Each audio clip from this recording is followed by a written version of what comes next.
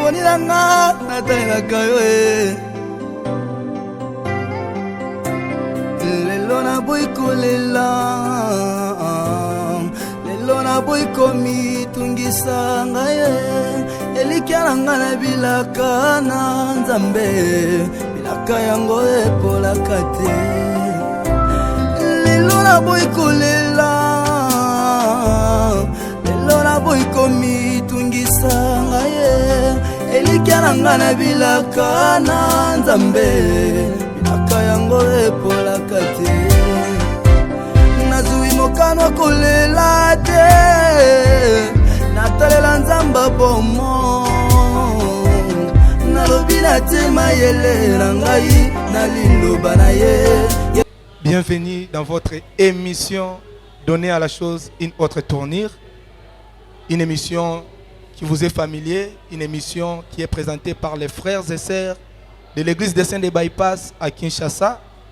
Ici, nous voulons préciser une chose, la chose existe, mais cette émission donne à la chose une autre tournure. C'est une émission qui prend les enseignements, les confessions qui existent, mais par la grâce de Dieu, cette émission vous apporte la lumière sur une connaissance qui existe. Alors vous avez donc compris que nous sommes encore de nouveau heureux, joyeux dans le plaisir de vous retrouver avec notre serviteur maison que nous n'allons plus présenter, puisque nous sommes dans la suite de l'enseignement avec le docteur Zawadi Rollin. Je vais revenir sur son thème, un thème très capital, un sujet qui prête confusion, l'arbre de la connaissance du bien et du mal. Vous avez sans doute suivi un enseignement sur ce thème. Vous avez une connaissance sur ce thème. Voici l'occasion, voici l'opportunité que le Seigneur vous donne pour ajouter à ce que vous avez comme connaissance une autre tournure. Peut-être que c'était la fausseté. Par cette émission, vous aurez la lumière, vous aurez l'éclaircissement sur ce sujet. Je vais donner la parole à l'homme de Dieu, Lardi Kabambi, qui va revenir un peu sur tout ce qui a été dit dans les séances précédentes. Et ma sœur va poser quelques questions. Comme c'est notre coutume, on vous demande de poser des questions, de laisser des commentaires. Et donc vous êtes nombreux, vous qui posez des questions. Nous louons ça. Posez des questions là où il y a des problèmes. L'homme de Dieu est disposé, il va répondre à toutes vos questions. L'homme de Dieu, Lardi Kabambi, l'arbre de la connaissance du bien et du mal. Le docteur en a beaucoup insisté là-dessus. Il nous a prêché, toi et moi. Qu'est-ce que tu as saisi de ce thème? En tout cas, merci beaucoup, bien-aimé Mehdi, pour m'avoir accordé la parole. Je salue également tout le monde qui nous suit en ce moment. Merci beaucoup d'être scotché. Déjà, avec ce thème, l'arbre de la connaissance du bien et du mal, c'est un thème très vaste, donc rempli de beaucoup de richesses. Et déjà, à l'introduction, le docteur a dit que cet arbre était placé par Dieu lui-même.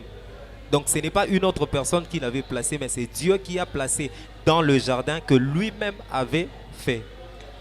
Et par là, il a aussi expliqué, disant que il a placé cet arbre avant qu'il ne place l'homme, qui est Adam.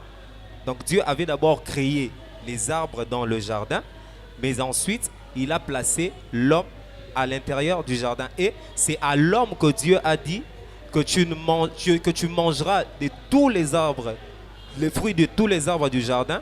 Mais quant aux fruits de l'arbre de la connaissance du bien et du mal qui se trouve au milieu du jardin, là tu ne toucheras pas.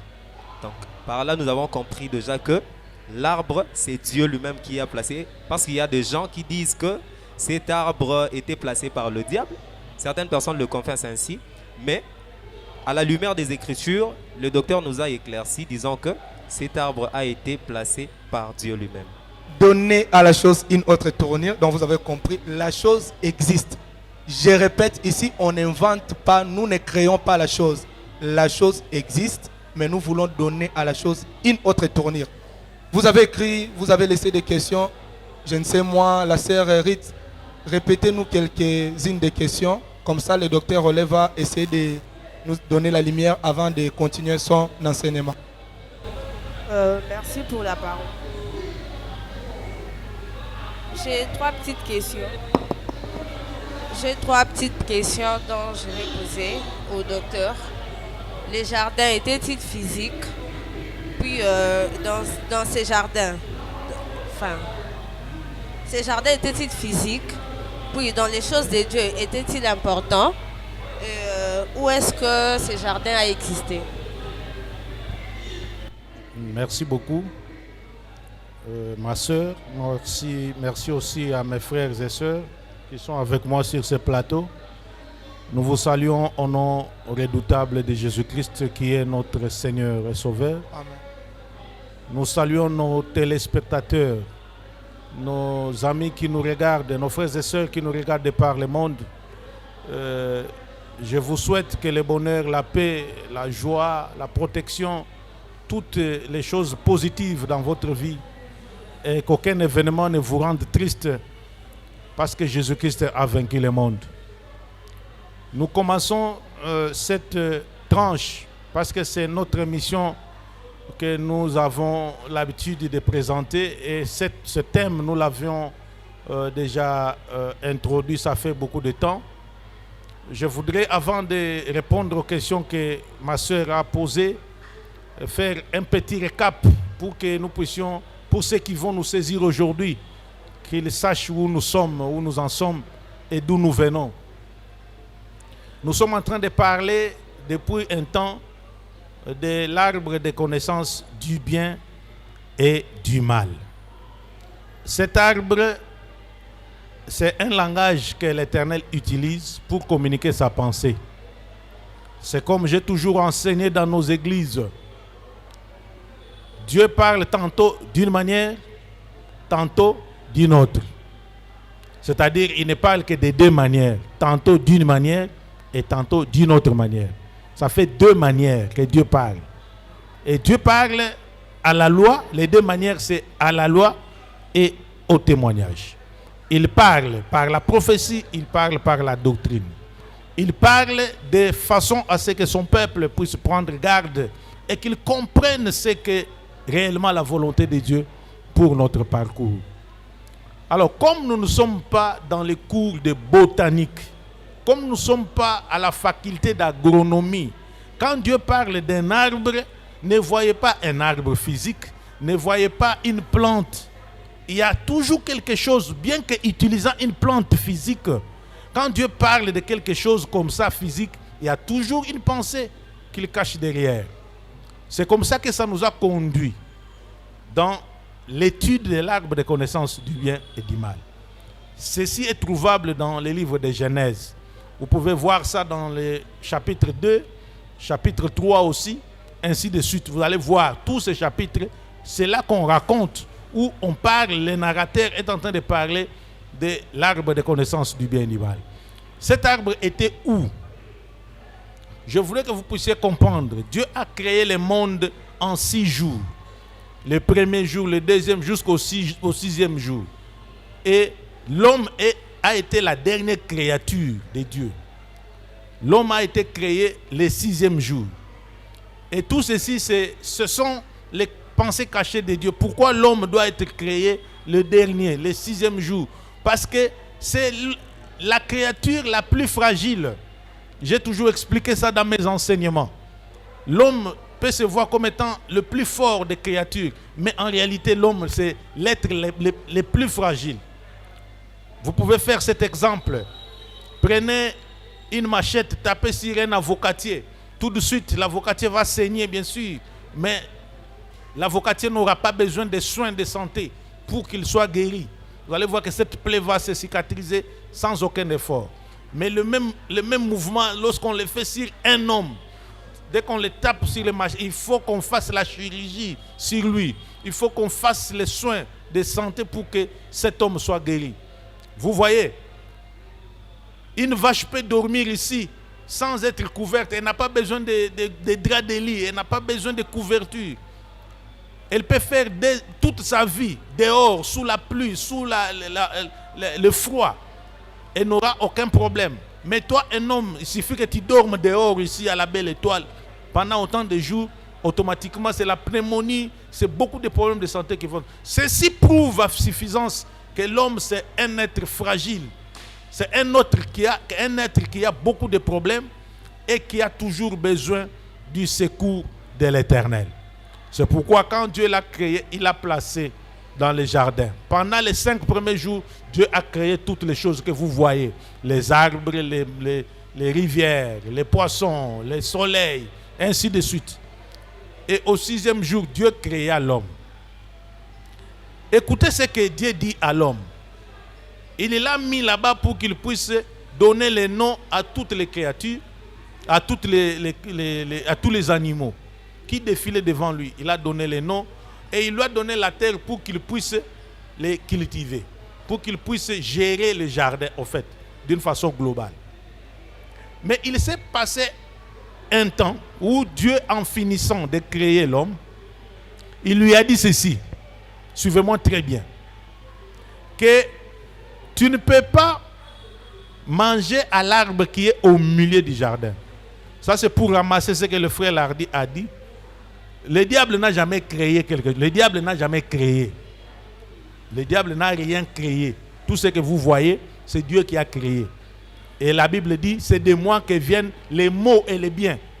Tout ce que vous trouvez bien et tout ce que vous trouvez mauvais là, ça vient de l'Éternel. L'unique créateur, c'est Dieu. Si vous dites qu'un arbre a été créé par le diable, c'est que nous avons 2 créateurs. Alors que nous n'avons qu'un seul créateur qui s'appelle l'Éternel des armées. Il a fini de créer l'homme. Lui-même, il dit ceci. Après avoir donné l'ordre à l'homme de ne pas manger à l'arbre qui était au milieu du jardin, mais de manger à tous les autres arbres. Il lui donna cet ordre, mais après, lui-même, Dieu dit ceci. Il n'est pas bon que l'homme soit seul. Il faut que je lui crée, je lui fasse une aide semblable. Vous allez voir que pendant que nous sommes en train d'évoluer, l'aide que Dieu était en train de chercher à l'homme ici, c'était une aide à double facette. Ça devrait être l'aide pour l'homme lui-même et l'aide aussi pour Dieu. Pourquoi je dis ça? Lisez dans le livre d'Ésaïe, chapitre 63. Vous allez voir que nous avons déjà lu cette écriture dans cette émission. Le peuple dit ceci, que toi, Dieu, tu es cependant notre Père. Suivez-moi très bien. Toi, tu es cependant notre Père, car Abraham ne nous connaît pas et Israël ignore ce que nous sommes. C'est toi, ô Éternel, qui es notre Père, et dès l'éternité, nous t'appelons Sauveur. C'est là que je voudrais que vous puissiez souligner. Dès l'éternité, dès les temps éternels, nous t'appelons Sauveur. L'éternité, c'est un moment qui n'a pas de commencement ni fin. C'est-à-dire, en d'autres termes, c'est avant la fondation du monde. Avant la fondation du monde, vous remarquez, selon le prophète Ésaïe, que Dieu était déjà sauveur. Mais vous vous posez la question, il était sauveur comment? Parce que la créature ou la création n'a pas encore eu lieu. Il n'y a aucune créature. Adam n'existe pas encore, mais Dieu est déjà sauveur. Ceci nous prouve et nous éclaire à travers la parole que Dieu avait en lui la tribu ou l'attribution ou le rôle des sauveurs. Déjà quand lui est là, il est sauveur. Il doit exercer cela un jour pour que vous puissiez comprendre. C'est comme aujourd'hui. Dieu s'appelle Jéhovah Rapha. Il peut guérir. Dieu guérisseur. Jéhovah Sabaoth. Déjà en lui, il y a ce travail-là. Mais il faut en fin de compte qu'il puisse s'accomplir. Il faut qu'il puisse exercer ce travail. Autant qu'il peut exercer le travail de guérir, autant qu'il peut exercer le travail de sauver. Maintenant, pour sauver, il faut qu'il y ait quelqu'un à sauver. Suivez-moi très bien. Pour que cet attribut qui est dans Ésaïe 63, pour que ça puisse se réaliser, il faut qu'il y ait quelqu'un à sauver. Or, on ne peut pas sauver quelqu'un qui n'est pas tombé. Pour qu'il puisse être sauvé, il faut qu'il tombe d'abord. Et pour qu'il tombe, ce n'est pas facile. Parce que Dieu, en créant l'homme, il l'a créé à son image. Il a mis tout ce qui était en lui dans cet homme-là. Et l'homme était difficilement, il pouvait tomber difficilement, il ne pouvait pas facilement tomber. Voilà pourquoi Dieu dit, sur le plan révélationnel, qu'il n'est pas bon que l'homme soit seul. Parce que s'il est seul, il ne va pas tomber. Comme il ne va pas tomber, il n'y aura pas quelqu'un à sauver. Comme il n'y aura pas quelqu'un à sauver, moi, mon attribut que j'ai avant la fondation du monde de sauveur ne saura pas se manifester. Voilà pourquoi j'ai dit que la femme était l'aide à double facette. L'aide pour Dieu et l'aide pour l'homme. Pour Dieu, il devrait aider Dieu à devenir sauveur. C'est à travers, c'est pourquoi vous entendez l'apôtre Paul qui explique bien ces choses. Il appelle la femme comme étant l'être faible, le sexe faible. C'est à travers elle, la femme, que Dieu devrait passer pour faire tomber Adam, afin que Adam puisse avoir besoin d'un sauveur. Lorsque Adam aura besoin de sauveur, lui-même Dieu descendra pour le sauver et il sera maintenant sauveur. C'est pourquoi vous allez voir que il est tombé à travers la femme. Et quand Dieu vient le soir, je voudrais attirer votre attention. Dieu vient toujours le soir. Le soir ici, c'est aussi un temps prophétique. Quand il vient le soir, c'est pour sauver. Quand il vient le matin, c'est pour maudire. Parce que l'Écriture dit ceci: maudit celui qui dit à son frère bonjour le matin. Ce bonjour-là, cette bénédiction-là est envisagée comme une malédiction. C'est le temps du matin. Maintenant, regardez que comme l'homme est tombé, Dieu ne pouvait pas venir le matin. Parce que s'il vient le matin, c'est la colère. Le soleil, parce que Dieu c'est un soleil. Lorsqu'il se lève, il est colérique le matin, mais le soir, il devient compatissant, il devient faible. C'est pourquoi, prophétiquement, il est venu le soir et il a demandé à Adam: Adam, où es-tu? Écoutez ce que Adam dit pour prouver et découvrir la pertinence de ce que je vous dis. Adam dit que je suis caché parce que je suis nu. Et Dieu lui demande: qui t'a appris, qui t'a enseigné que tu es nu? Parce que pour Dieu, la nudité vient de l'enseignement, vient de celui qui dit, vient de qui t'a enseigné. Donc la nudité dont on parle ici, enlevez de votre tête la nudité physique. C'est un état qui montre à l'homme qu'il n'est rien, qu'il est dans la honte, qu'il a commis le péché. La nudité, c'est le péché, en d'autres termes. Maintenant, Dieu lui dit: qui t'a appris, qui t'a enseigné que tu es nu? L'homme donne une réponse qui va pratiquement donner la lumière de ce que nous disons. L'homme dit ceci: la femme que tu m'as donnée. Voyez-vous, il pouvait dire c'est la femme. Mais il dit: la femme que tu m'as donné le fruit que tu m'as interdit et j'en ai mangé. C'est pourquoi je me suis caché. Donc, en d'autres termes,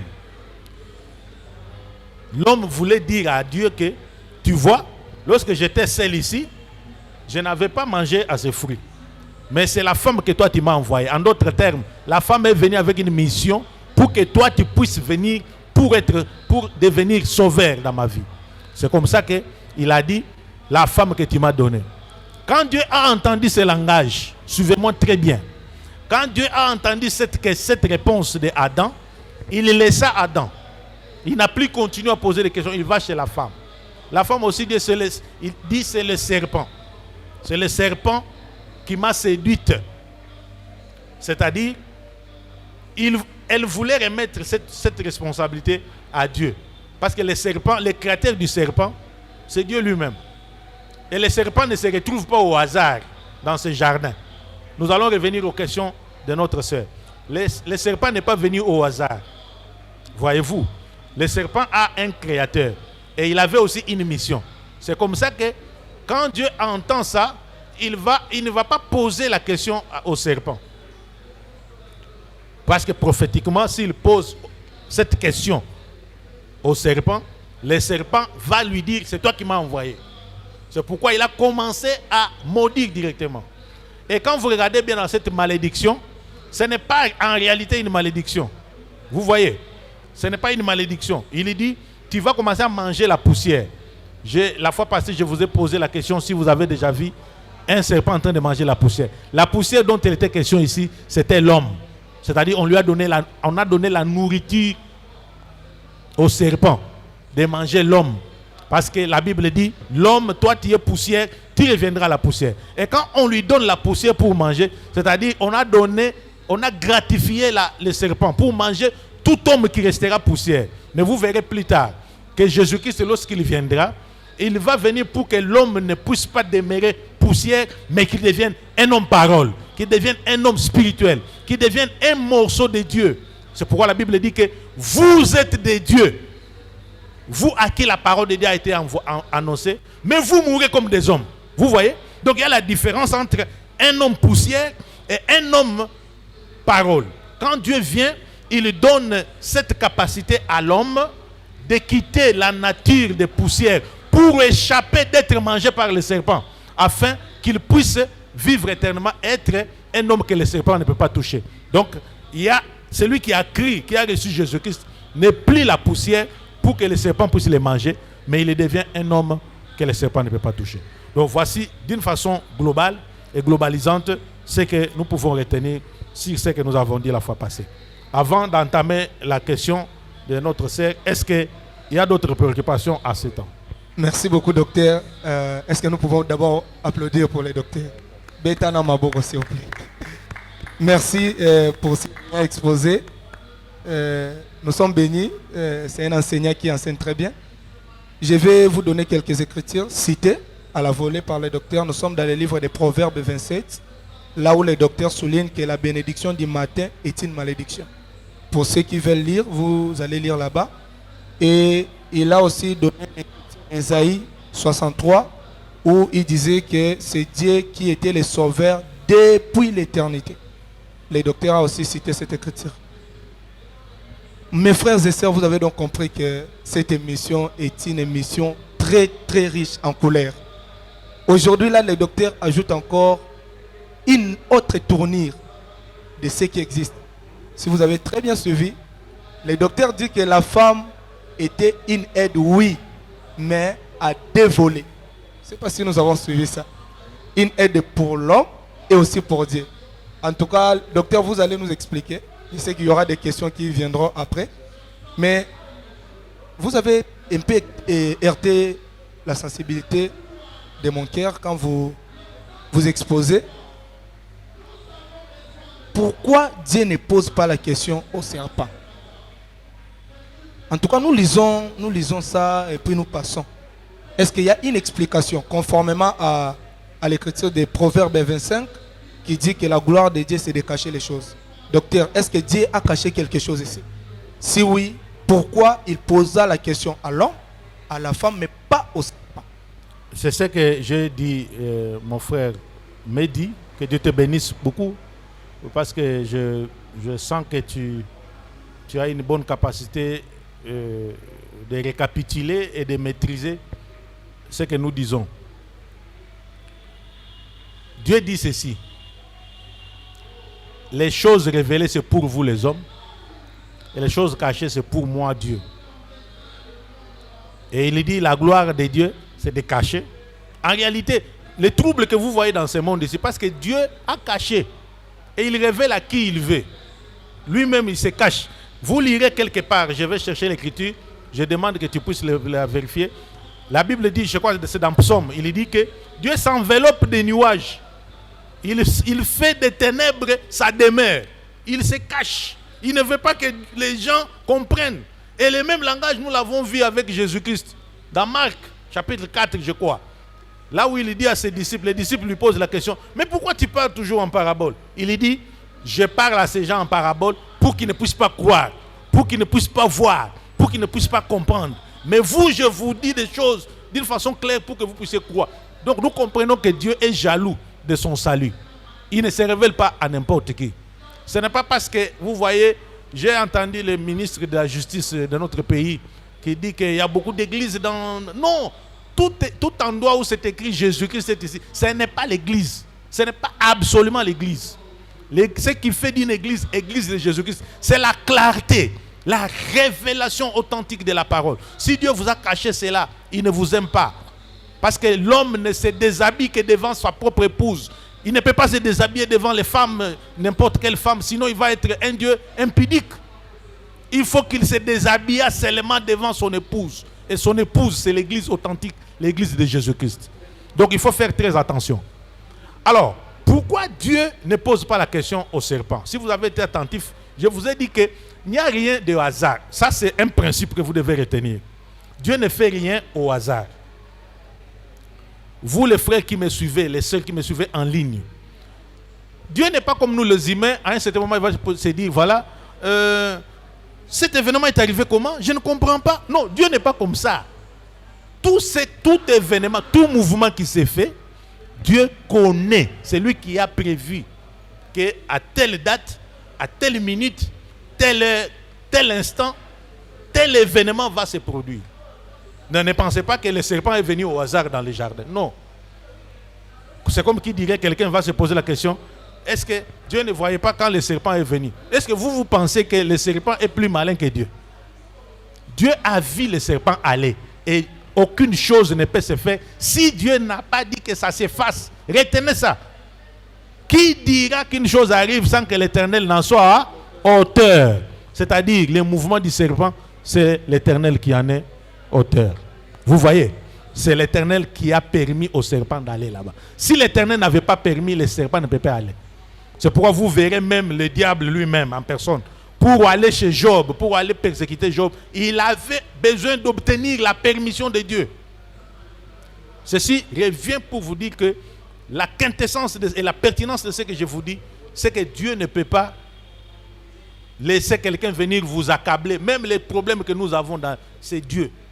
C'est pourquoi nous croyons dans notre évangile que Dieu, s'il n'a pas permis que quelque chose m'arrive, même un sorcier ne peut pas me manger. Par exemple, il faut que vous arriviez à confesser ça. Un sorcier ne peut pas te manger. Et Dieu ne peut pas permettre que quelqu'un vienne te faire. Non. Si un malheur t'arrive, c'est l'Éternel qui a fait. Maintenant, pourquoi il n'a pas posé la question au serpent? Oui, évidemment. Parce qu'il savait que c'était lui qui était l'auteur de ce montage. C'était lui. Je vous ai dit que s'il posait la question au serpent, le serpent allait lui dire que c'est toi qui m'as envoyé. Il a commencé à les maudire. Mais c'est une malédiction qui, quand vous regardez, ce n'est pas une malédiction. Quelqu'un qu'on maudit, on ne lui donne pas la nourriture. Vous voyez? Quelqu'un qu'on a maudit, on ne peut pas lui dire à partir de maintenant tu vas commencer, je te donne ça comme nourriture. Et quand nous avons compris, la nourriture qu'il lui a donnée, ce n'est pas la nourriture, ce n'est pas la poussière. La poussière, c'est le gaz. Les serpents ne mangent pas. Vous qui connaissez les serpents dans les eaux, tout ça, les bois, vous avez déjà vu les serpents en train de manger la poussière. Mais de quelle poussière était-il question? C'était la poussière en tant qu'homme. Donc la nourriture. Tous les gens qui font l'impudicité, tous les gens qui font les mensonges, tous ceux qui marchent selon les désirs d'achat, c'est de la nourriture du serpent. Vous voyez? Maintenant, pour éviter d'être la nourriture du serpent, croyez au Seigneur Jésus-Christ. C'est pourquoi il dit, vous là, vous mourrez, vous êtes des dieux, mais vous mourrez comme des hommes. Vous voyez? Donc il y a une façon de mourir comme l'homme et une façon d'avoir la qualité ou la capacité de Dieu. C'est ça la différence. Donc il faut faire très attention à cet endroit-là. C'est Dieu qui a permis que les serpents viennent pour séduire.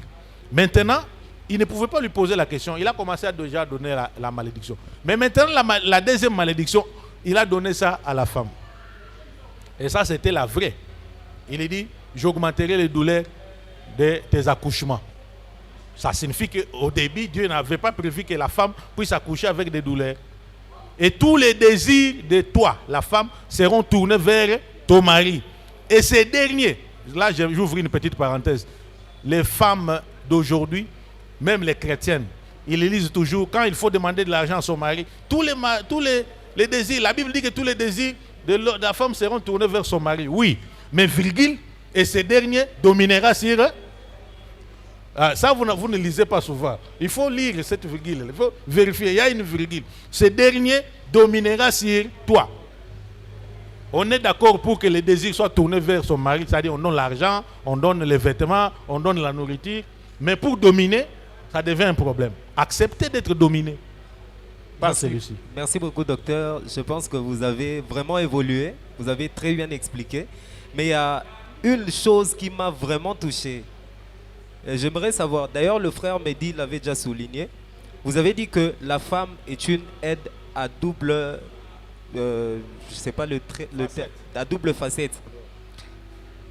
Vous avez dit que c'est une aide de l'homme, mais également une aide de Dieu. Quand j'ai lu dans le livre de 2 Samuel chapitre 6, le 6e et le 7e verset, je vois l'histoire d'Israël. Israël qui portait l'arche. Mais il y a un homme qui s'appelait Uza. La Bible dit que pendant la marche, à un moment, l'arche a voulu tomber. Mais cet homme Uza vient avec sa main pour soutenir l'arche. Afin que C'est-à-dire que Dieu n'a pas besoin d'aide, c'est ce que tu veux dire? Oui, oui. Mais n'est-ce pas une contradiction? Vous dites non, que la femme est ça une aide. il faut faire attention. Mais tout ce que nous faisons ici, toutes les prédications, nous sommes en train d'aider Dieu, non? Tout ce que je fais ici, ça fait 20 ans que je suis prédicateur. Dieu utilise toujours les hommes pour atteindre son objectif. Quand je parle de l'aide, ce n'est pas que Dieu a été incapable de faire. Non, non. Ne comparez pas la notion de Uza. Uza, d'abord, ce n'était pas son travail. Il faut seulement que vous compreniez que le problème de Uza, c'est un problème d'ordre. Uza n'était pas un sacrificateur. Vous voyez? Ce travail-là de transporter l'arche, ça ne concernait pas Uza. Même aujourd'hui, Dieu nous donne chacun dans l'église ici son travail. Ne cherchez pas à aller faire quelque chose que Dieu ne vous a pas autorisé de faire. Mais sachez que dans l'opérationnel, Dieu a besoin de nous. Pour qu'il aille prêcher. Toi, tu fais l'évangélisation, non? Pour que tu ailles prêcher au Tchad de là-bas. Est-ce que Dieu va aller prêcher? Mais il a besoin de toi, non? Il a besoin de ton corps. Tu es en train de l'aider. Parce que les gens que tu vas gagner, ils viennent travailler pour toi. Ils travaillent pour qui? C'est ça. Donc vous avez compris. Donner à la chose une autre tournure, ça nous pouvons encore acclamer. En tout cas, nous sommes bénis, nous sommes bénis. Nous avons insisté, nous insisterons encore. La chose existe déjà, mais cette émission vous apporte une certaine lumière de ce que vous avez déjà écouté. Il y a des temps, des enseignements qui circulent.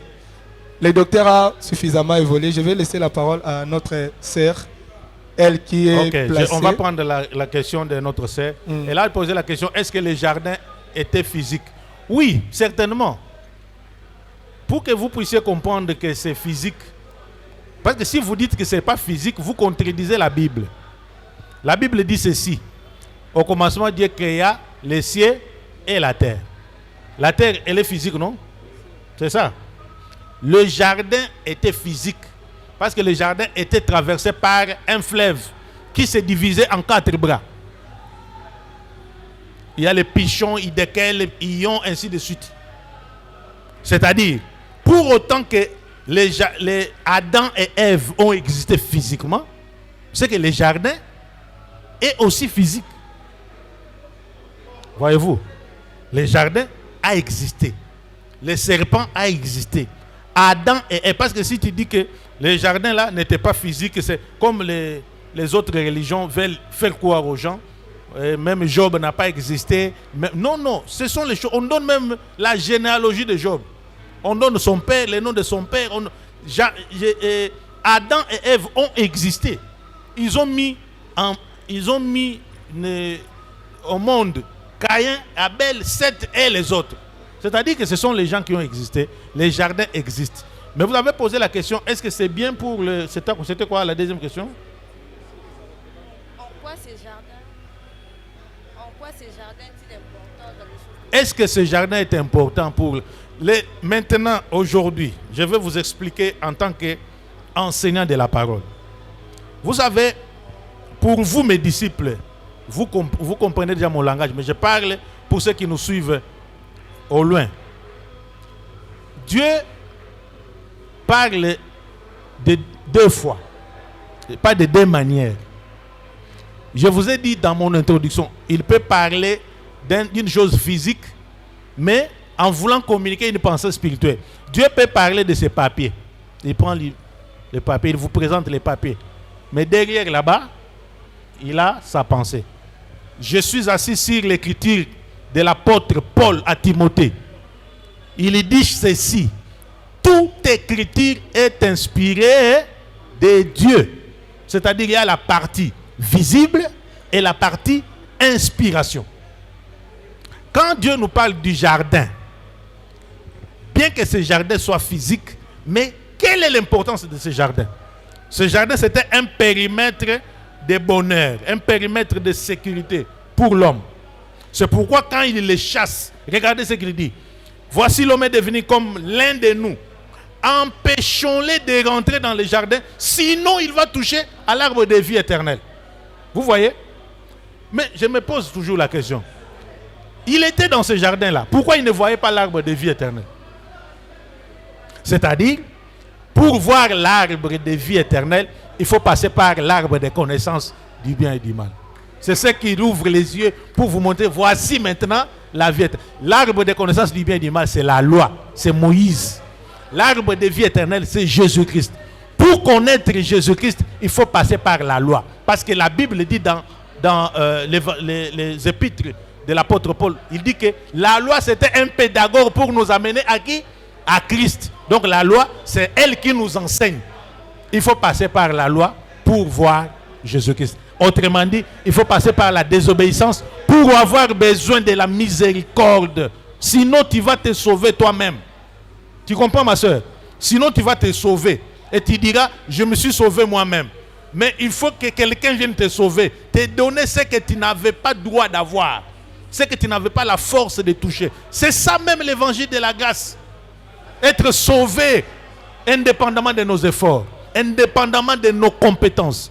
L'Éternel est venu à travers Jésus-Christ pour payer pour nous cette fois. C'est pourquoi je vous dis de répéter toujours, nous n'avons plus la dette de quelqu'un. Jésus-Christ est venu, il a payé toutes les dettes. C'est lui qui a payé les sang qu'on demandait par les chérubins qui étaient à la porte du jardin. Pour être sauvé, pour répondre à votre question, pour être sauvé, il faut rentrer dans le jardin. Et le jardin, c'est le périmètre de sécurité. Le périmètre de sécurité, c'est la ville de refuge. La ville de refuge, c'est la parole de Dieu. Pour rentrer dans le salut, les jardins d'Éden, c'est la parole de Dieu, c'est le salut. Pour être vivant, pour être sauvé, pour être vivant, il faut entrer là-bas. Et c'est ça l'importance de ce jardin. Ce n'est plus un jardin physique, mais le jardin a déjà pris une autre tournure. Le jardin aussi prend une autre tournure. Le jardin devient autre chose. Le jardin, c'est ça, Jésus-Christ, dans lequel il y a l'arbre de vie éternelle auquel il faut aller toucher pour vivre éternellement. Est-ce que nous pouvons encore applaudir? Vraiment, vraiment. Donner à la chose une autre tournure. Pour les amoureux de la parole, les docteurs parlaient de la loi qui est un pédagogue. C'est dans les livres de Galates 3, 24. Vous avez donc compris que la chose existait. Les jardins, pour moi, agronome de formation, j'ai une connaissance. C'est une chose. Mais là, nous avons compris que les jardins, c'est aussi la parole de Dieu. J'emprunte seulement les mots du docteur. Les jardins, c'est la parole de Dieu. Loin de ce que tu peux penser, loin de ceux qui font des voyages pour chercher où se trouver ces jardins. C'est quel fruit pour manger. Tu vas chercher ça dans les supermarchés. En tout cas, ici, les jardins, l'arbre de la connaissance du bien et du mal prend une autre tournure. Merci, docteur, pour la disponibilité. Nous sommes en train d'atterrir petit à petit. Je donne la parole à mes collaborateurs, les gens avec lesquels nous présentons cette émission. L'homme de Dieu l'a dit. Je sais que vous avez été bénis. Dans l'exposé du docteur, quelle est la confusion qui demeure en vous? Cette confusion peut demeurer dans quelqu'un qui nous suit de loin. Alors essayez de poser cette petite question pendant que le docteur est encore là. Il vous apporte la lumière. Et ainsi de suite, ma sœur aussi, je sais que c'est la responsable des questions. Elle va vous suivre. Merci beaucoup. Merci beaucoup, bien-aimé Mehdi. Ici, déjà, le docteur, en expliquant, il a dit que lorsqu'il présente le jardin comme étant la parole, il présente l'arbre de la connaissance du bien et du mal comme étant la loi, mais il présente aussi l'arbre de vie comme étant la grâce. Mais il y a quelque chose il y a une chose que je me pose jusque-là.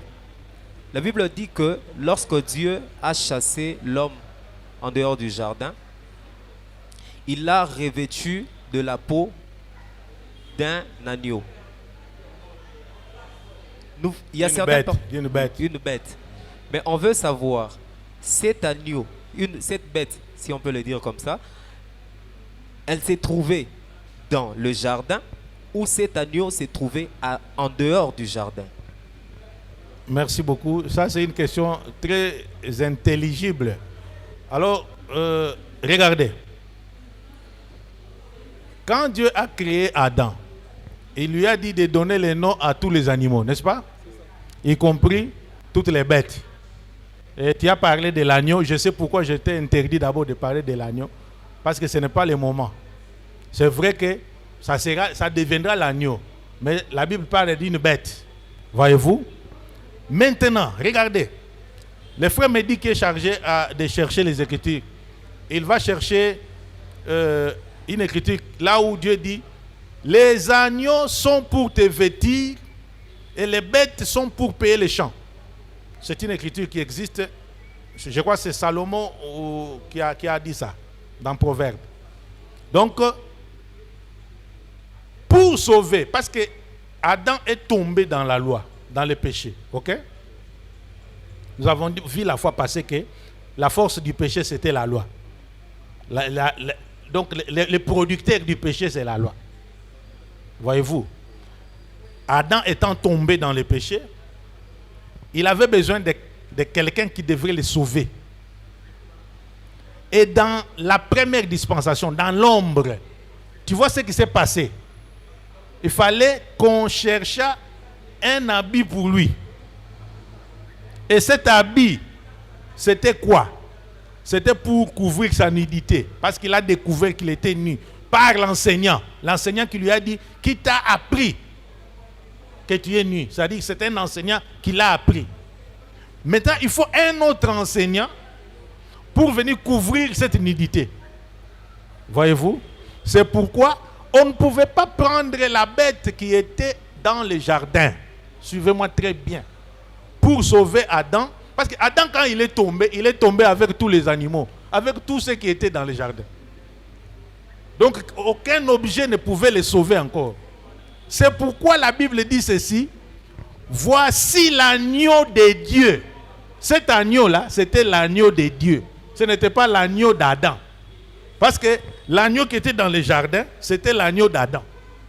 Maintenant, il y a une autre catégorie d'agneau qui s'appelle agneau de Dieu. C'est ça l'agneau de Dieu qui ôte les péchés du monde. Donc, en d'autres termes, la bête qui est venue couvrir Adam, c'était le Seigneur Jésus-Christ. Mais c'était dans l'ombre. Parce qu'il n'y a que celui qui n'a pas de péché qui peut venir sauver un pécheur. C'est pourquoi, regardez. Quand Jésus-Christ, il voulait mourir, qu'est-ce que le sacrificateur a dit? Il a dit ceci: ne trouvez-vous pas que il vous est avantageux qu'un seul homme meure pour la cause de plusieurs? Ça, c'est Caïphe qui dit. Il dit: un seul doit mourir pour la cause de plusieurs. Donc, pour sauver Adam, plusieurs, c'est ça Adam. Parce que nous tous, nous sommes venus de Adam. Vous comprenez? Maintenant, il fallait qu'un seul meure.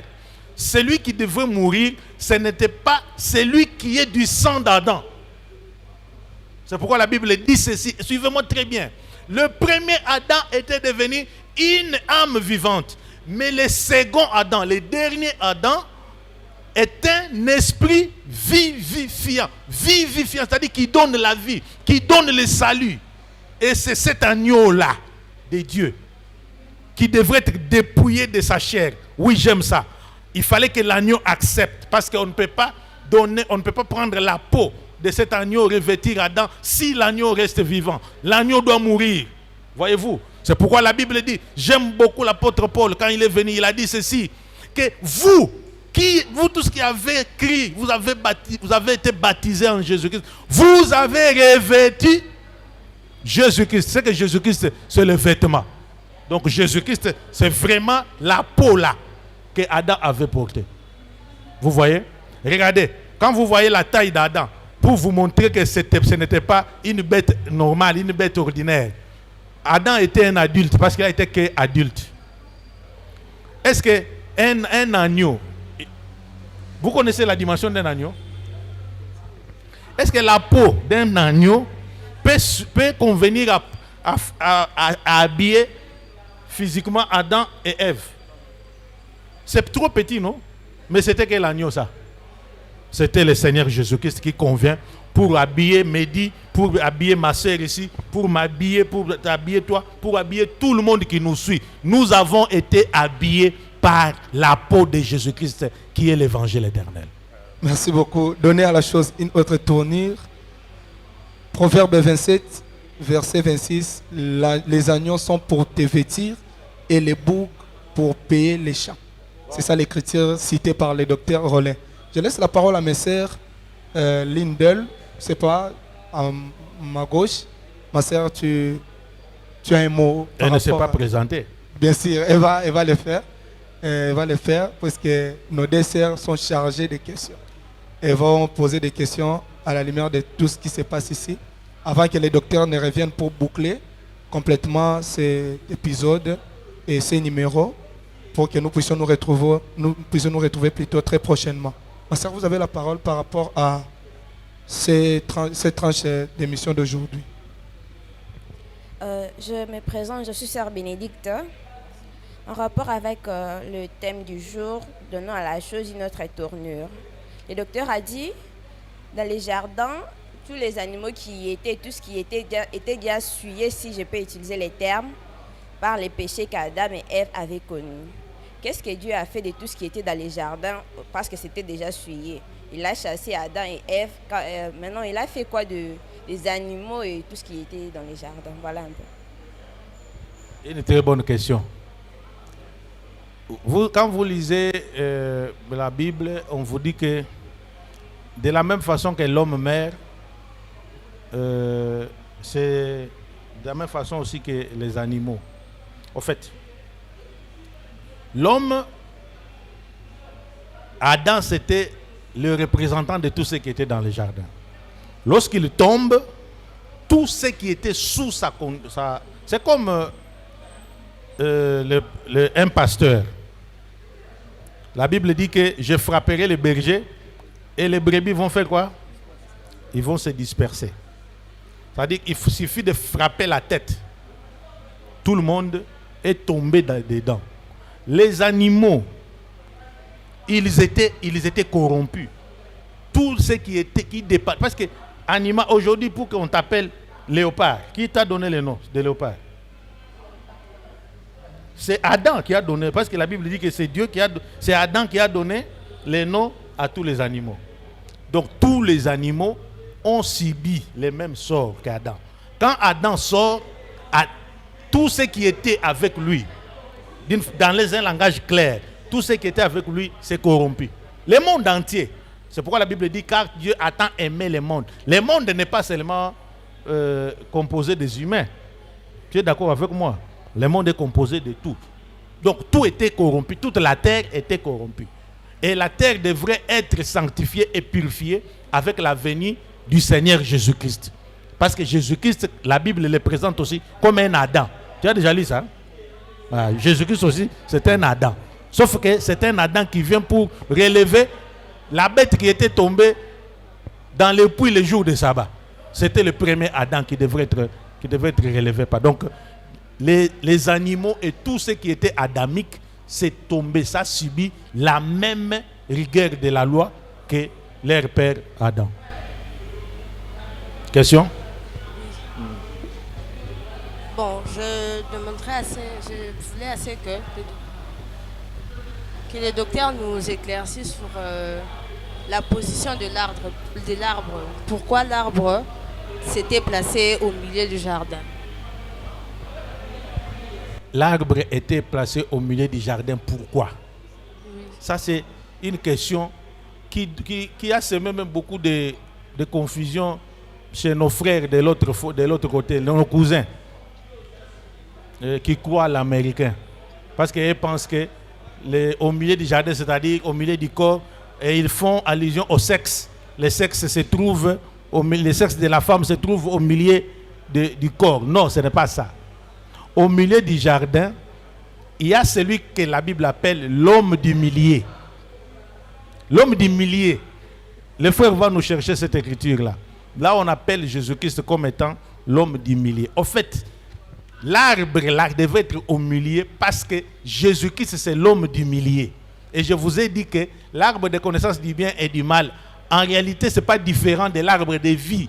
Mais c'est par rapport aux dispensations. Le même arbre là, il est pour un temps, dans le temps de la loi, il est une malédiction. Mais après la venue de Jésus-Christ, le même arbre devient la vie, l'arbre de vie éternelle. C'est pourquoi vous allez voir que la loi et la grâce, c'est la parole de Dieu, non? La loi, c'est la parole de qui? C'est la parole de Dieu. La grâce aussi, non? Donc vous comprenez que c'est Dieu, c'est l'homme des milliers, c'est Dieu lui-même. Ce n'est pas les milliers du genre, c'est le sexe ou c'est quoi? Non. Ça montre la position que Dieu a comme étant les milliers, l'homme des milliers. C'est Jésus-Christ lui-même. Aimez, partagez, likez votre émission, commentez, posez des questions si possible. C'était votre émission, Donner à la chose une autre tournure. Nous sommes dans l'Assemblée des Saints de Bypass. L'église est située sur l'avenue Lombi, numéro 21. Vous êtes au rond-point Ngaba. Prenez la direction qui mène vers la station Salongo. Demandez où se trouve l'arrêt Abeti. Vous êtes sur l'arrêt Abeti. Regardez en face, c'est là se trouve l'église. L'église Assemblée des Saints de Bypass. Aidez-nous à commenter, aidez-nous à liker. L'homme de Dieu, le docteur Rollin, est en plein enseignement ces jours ici à l'église. Vous voulez les rencontrer pour des raisons multiples. Il n'est pas là seulement pour la parole, mais aussi pour la prière. Vous avez besoin de demander ces cours. Venez les mardis, nous sommes ici à partir de 17h. Chaque jeudi, de 17h à 19h. Et chaque dimanche, nous communions de 7h30 à 10h30. Vous avez donc compris que nous sommes pratiquement arrivés à la fin de notre épisode de ce jour. Nous donnons la parole à l'homme de Dieu, notre Père, le docteur Rollin, qui va boucler complètement ce chapitre. Il va bénir tous ceux qui nous ont suivis, puisqu'il a réussi ses mandats, de bénir aussi cette équipe, les héros dans l'ombre qui nous accompagnent. Ils sont derrière la caméra, derrière les micros. Ces bien-aimés-là qui fournissent autant d'efforts pour que nous arrivions chez vous. Docteur Rollin, à vous. Merci beaucoup, mon frère. Je vais saisir cette opportunité pour conclure cette partie. Nous croyons que l'enseignement ne se termine pas, mais on peut donner une petite conclusion par rapport aux notions d'aujourd'hui. Quand Dieu a chassé l'homme, Adam, il avait dit ceci. Regardez, il est devenu comme l'un de nous. Et c'est ce que le serpent avait dit. Ce sont les paroles du serpent. Le serpent, en partant, il avait dit aussi la même chose. Que Dieu sait que dès que vous mangerez ce fruit, vous deviendrez comme comme lui. Donc vous allez voir que le serpent était en train de dire à peu près ce que Dieu a répété. Donc le serpent, c'était l'envoyé de Dieu. Vous voyez? Il dit, l'homme est devenu comme l'un de nous. Empêchons-les. Et il a mis les militaires avec une épée. Cette épée-là était en train d'être agitée. Quand l'épée est agitée, c'est-à-dire qu'il est en train de chercher le sang. Et le sang-là, ça ne pouvait pas être le sang d'Adam lui-même. Parce qu'Adam était incapable de se faire percer par cette épée-là. C'est pourquoi Dieu vient sous forme de Jésus-Christ. Il dit que Adam, ne te tourmente pas mon fils, parce qu'il était en train d'errer tout autour. La Bible dit qu'il était en train d'errer tout autour du jardin, cherchant la miséricorde, cherchant le temps où Dieu, sa colère va s'apaiser pour qu'il vienne ouvrir une porte afin que Adam puisse rentrer dans le jardin. C'est comme ça que quand il est venu, et le temps fut accompli. C'était quel temps? Le temps d'ouvrir le jardin. Lorsque le temps fut accompli, Dieu envoya son fils unique, né d'une femme sous la loi. Et cet homme-là, c'est le Seigneur Jésus-Christ. Et quand il vient, il dit à Adam, Adam, ne t'en fais pas. Moi, même si toi tu ne parviens pas à payer les sangs, mais moi j'ai le pouvoir de donner ma vie et de la récupérer. Donner sa vie, c'est-à-dire se faire percer par l'épée qui attendait le sang. Vous voyez? Et revenir, reprendre sa vie. C'est ça la glorieuse résurrection. Jésus-Christ s'est fait tuer lui-même. Qu'on ne vous trompe pas. Même les militaires là qui étaient à la croix, c'était le scénario. Personne ne pouvait tuer Jésus. Jésus s'est tué lui-même. Conformément à la prophétie des prophètes Ésaïe, qui dit qu'il n'avait pas ni beauté ni éclat pour attirer le monde. Mais il s'est fait, donc il a été regardé comme étant un pécheur. Et il a été frappé de Dieu. C'est Dieu qui a tué Jésus. Pour payer la dette du sang que le chérubin est en train de réclamer afin que Adam puisse rentrer dans les jardins. Pourquoi quand les militaires sont venus, il a posé la question, qui cherchez-vous? Nous cherchons Jésus le Nazaréen. Il rentre, il tombe. Ils ont tombé ils ont tombé 3 fois. Voyez-vous? Jusqu'à ce que lui-même se livra. Lui-même a dit, je suis capable de... Vous pouvez détruire ce temple, c'est-à-dire son corps, et moi je vais les reconstruire en 3 jours. C'est-à-dire, je vais ressusciter dans 3 jours. Et c'est ce qui s'est accompli. Il a donné sa vie et il est revenu, il a récupéré. Je bénis tous les bien-aimés qui sont derrière la caméra. Nous saluons en passant le docteur Joël, c'est notre précieux frère, et toute son équipe, le frère Honoré Ketouka aussi qui est derrière, le frère Ribin et tout le monde qui travaille à la technique pour que nous puissions avoir cette émission et pour que cela puisse vous arriver partout où vous êtes. Que la paix, la grâce, l'amour, surtout la puissance de la miséricorde de Jésus-Christ soit superposée sur chacun de vous. Au nom de Jésus-Christ. Amen.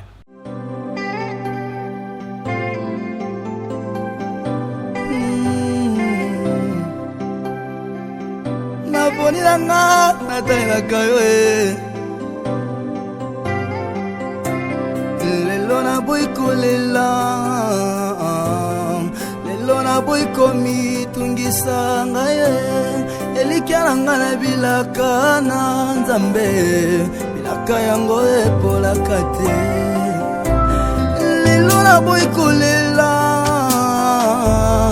lelo boy komi tungisa ngaye elikia ngana bilaka na nzambe bilaka yango epola kate nazui mokano kolela te natalela nzamba bomo nalobi na tema yele na ngai na liloba na ye Yesu aloba na ngana